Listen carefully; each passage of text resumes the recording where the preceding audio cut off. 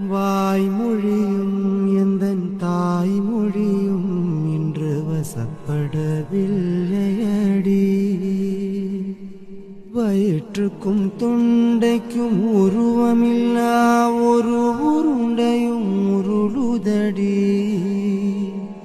காத்திருந்தால் எதிர்பார்த்திருந்தால் ஒரு நிமிஷமும் வருஷமடி. கண்களெல்லாம் என்னை பார்ப்பது போல் ஒரு கலக்கவும் தோன்றுதடி.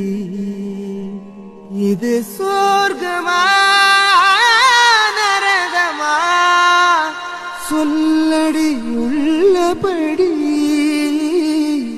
நான் வாழ்வதும் விடை கொண்டு போவதும் உன் வார்த்தையில் உள்ளதடி.